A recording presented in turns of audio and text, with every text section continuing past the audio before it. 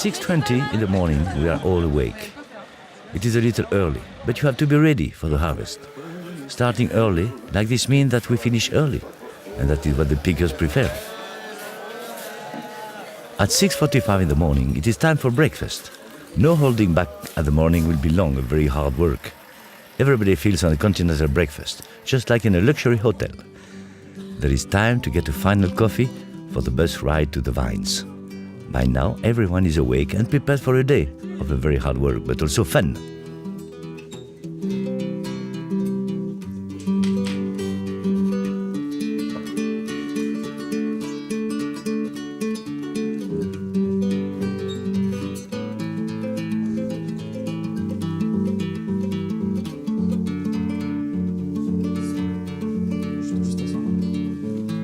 At 7:30, we arrive in the vines where we'll be picking for the morning. Here we are in Volnay to pick Volnay village appellation. It is a very pretty village producing red wines. The pickers get their buckets and sécateurs and prepare themselves for the morning's work. Bonjour, oui, je suis Franck Greux. Je suis le directeur technique de la maison Olivier Leflève. C'est-à-dire que j'ai la charge de la vinification, du produit dans son ensemble, et par conséquent de toute la surveillance des vignobles, des achats de raisins et de la conduite un petit peu de l'équipe pendant les vendanges.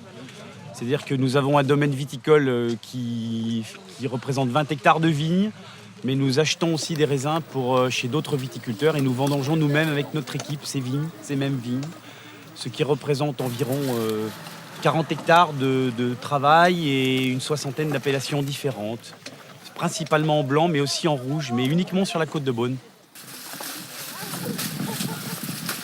The harvest gives the back of good, if painful workout. In Burgundy, the vines are low and the grapes even lower, so the pickers need to remove some leaves to see the bunches, especially the stem of the bunch where they need to cut. It is here that experience really counts. The harvest teams are organized as follows: 8 teams of 7 people. In each team there is a porter who carries the grapes to the truck, with 6 pickers who cut and are helped by the porter to empty their buckets.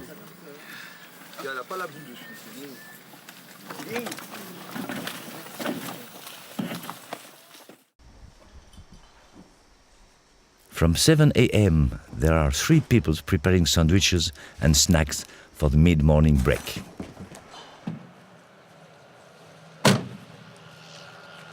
La pause est montée. Bon, comment ça va, messieurs? Ça tourne? Menté, le fameux Menté. Benoît. Olivia, je connais pas Olivia. C'est laquelle, Olivia? Oui, je le paye la journée. Je vous paye même quand vous travaillez pas, c'est qui est désespérant pour moi, mais bon, je me paye. Hé, Franck, le casse-croûte! Savoir qui c'est, quoi. The break around 10 a.m. is very important, as the pickers have been up 4 hours and they are a little peckish. Bah ouais, j'étais marrant, il me dit justement, il me dit ouais. This rest allows them to boost their morale and to rehydrate as well. C'est le tien que j'ai. Vous trouvez des feuilles? Ah oui. C'est un peu dur, ça. To feed 120 people at lunch every day requires good organization. Not only do all have to eat every day, but the food must be good, home cooking, so new dishes are important. The menu is displayed every day outside the door, and it allows them to see what they will be having for both lunch and dinner. While the cooks prepare the meals, the pickers finish on the morning harvest. There are no real setars, and the morning pick finishes when the appellation is finished, arriving back at the refectory between 12:15 and 12:45. C'est bon, vous finissez vos caisses? Vous chargez les dernières caisses? Ah, elle va être belle cette journée là, mes loulous là. Regarde, ça y est, du soleil. Soleil.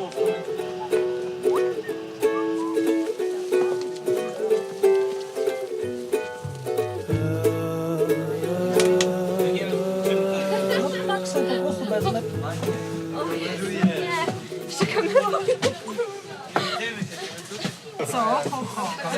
When the last of the grapes have been cut, the pickers board the bus to rest their backs and to get back to eat as quickly as possible. The buses get back as fast as they can.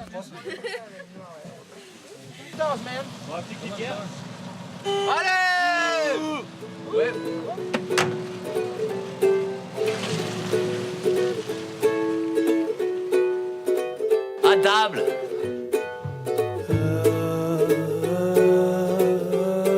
Tout taille. Ça c'est en polonais, tout taille. 1h20. L'équipe de Tino, Fred, Quentin. Vous partez en premier. Les autres à 1h25. Nous allons vendanger les Cortons Charlemagne. Grand cru, extraordinaire, à 20 km d'ici. Et en même temps, on va vendanger des petits Beaunes, des villages de Beaune en rouge. Donc on va partager l'équipe en deux.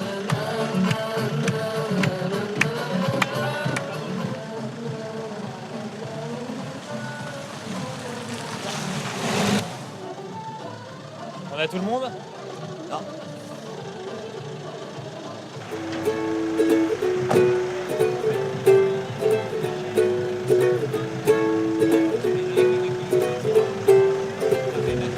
Les vendangeurs qui sont là, il faut qu'ils soient à la fois de bonne humeur, mais qu'ils vendangent sérieusement. Et vendanger sérieusement, c'est de ne pas couper n'importe quoi, mais aussi de ne pas en oublier. Parce que quand on oublie, c'est catastrophique. Donc ils ne font pas une course de vitesse, ils font une course de précision.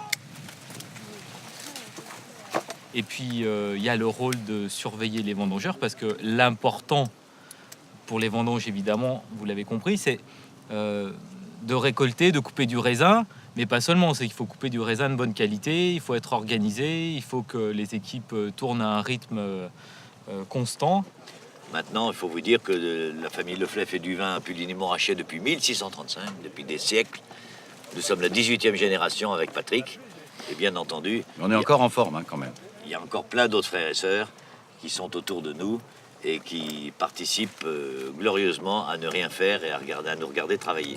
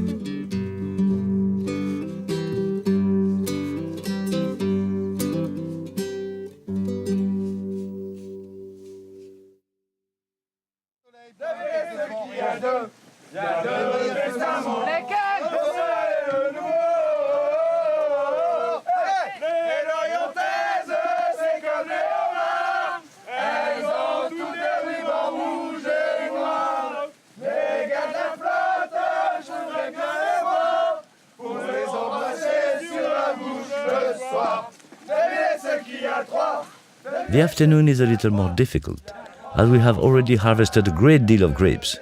But we try to finish a little earlier, so that the pickers can get back, shower, have a little back massage, and change so they are presentable for dinner.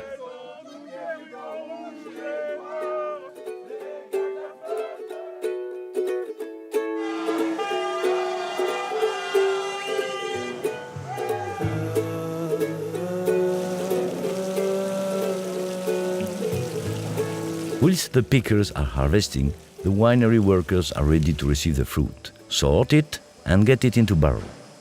It is very demanding work, but also meticulous, as we harvest everything in 12-15 days, in all about 130 hectares. Everything arrives at the same time, because everybody is harvesting at the same time.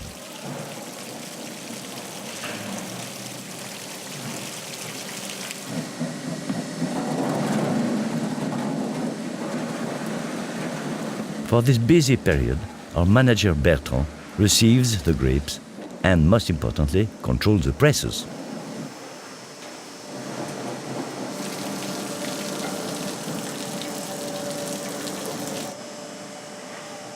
Bon, là, on va aller voir les personnes qui trient le raisin, parce qu'on élimine évidemment les mauvais raisins pour garder que les bons. Bon raisin, bon vin. Le principe est simple, bon raisin, bon vin. Donc on va aller voir comment ils trient. Et c'est un travail méticuleux. Beaucoup, beaucoup de rouge. Alors à la fin, il y a Fanny qui fait dans le travail de finition. La petite Fanny que vous voyez avec son bonnet noir, là. C'est la plus gentille de toutes. Il y a le vendangeur paresseux, il prend rien parce qu'il a vu un tout petit truc qui n'allait pas à la fin de la grappe petite boule. Un raisin mûr et un raisin pas mûr, il n'y a quand même pas une immense différence. Juste un petit peu plus brillant et un petit peu plus violet, c'est tout. On garde le bon raisin, le vin sera bon. Alors voilà, on va aller voir mon frère qui fait la visite avec un autre groupe.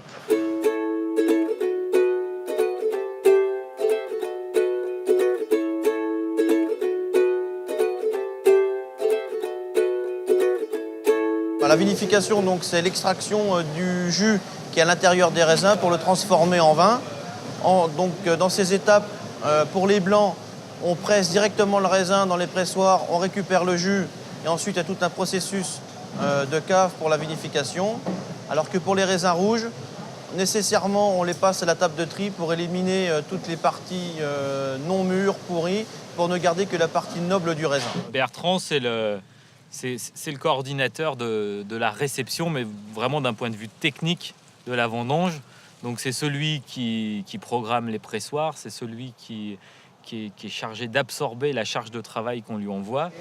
Donc le raisin rouge arrive en caisse pour permettre un déversement plus régulier et ne pas tasser le raisin lors du transport. Et ensuite, toutes ces personnes qui sont autour de la table de tri sont chargées de contrôler chaque grappe une à une et retirer toutes les parties non désirables pour la vinification. Donc tout ce que les vendangeurs n'ont pas pu trier à la vigne est retrié derrière par l'ensemble des gens qui est autour de la table de tri. On garde les feuilles? Absolument pas, elles sont enlevées par les gens qui sont autour de la table pour éviter tous les mauvais goûts. Ça, c'est pas mûr, ça? Non, c'est absolument pas mûr parce que le raisin qui est là n'est pas verré. On devrait avoir que des raisins de ce type, très noirs, la peau tendre, alors que là, on a une peau très dure, absolument pas mûre.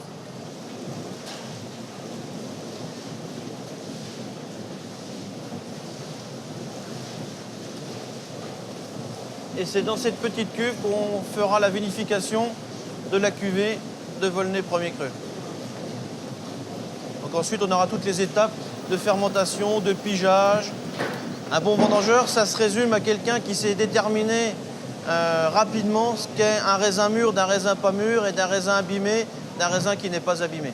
On attend le président de Samsung qui vient de Corée, spécialement pour nous voir avec des journalistes et avec un certain nombre de VIP. Mais si on prend des photos, ça vous dérange pas? Non, pas du tout. Pas du tout, ils peuvent faire ce qu'ils veulent. Combien de vendangeurs? J'ai 70 vendangeurs.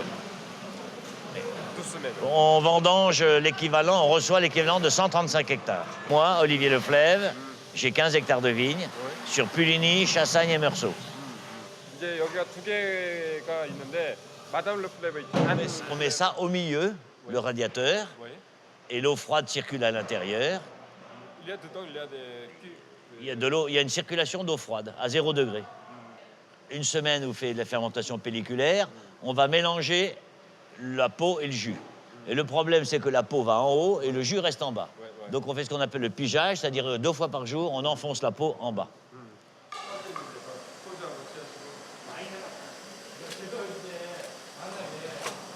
Pour mon père là-bas, il n'y a pas de... C'est bon. C'est dur, hein?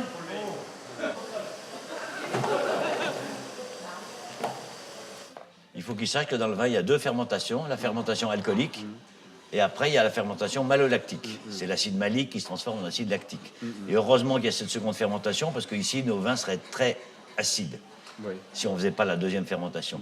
Et ça se fait naturellement. Hein. Alcoolique, malolactique, c'est de fermentation toute naturelle. Depuis des années, la tradition en Bourgogne, c'est de recevoir les gens dans un caveau. Donc on leur fait goûter 5, 10, 15 vins à la suite. Et moi, j'ai trouvé que c'était quand même pas très convivial, d'autant plus qu'on n'a pas toujours le temps de bien s'en occuper. D'où l'idée, il y a 17 ans maintenant, d'ouvrir une table d'hôte où les gens viennent goûter mes vins pendant un repas, à dîner, à déjeuner. Donc tous les jours, on est ouvert pour servir les clients. Mon but, c'est de faire aimer la Bourgogne, c'est-à-dire non seulement la Bourgogne viticole, mais aussi la Bourgogne du patrimoine, des musées, des paysages. C'est de leur faire aimer aussi les Bourgognes. Alors bien sûr, c'est le but premier, c'est-à-dire leur faire aimer les vins.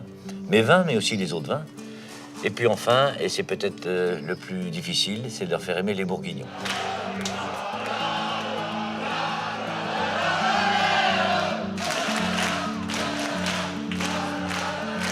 Et voilà, un petit sourire à la fin quand même pour dire que je n'ai pas l'air triste, parce que c'est la fin des vendanges, et donc la fin des vendanges, c'est la polée.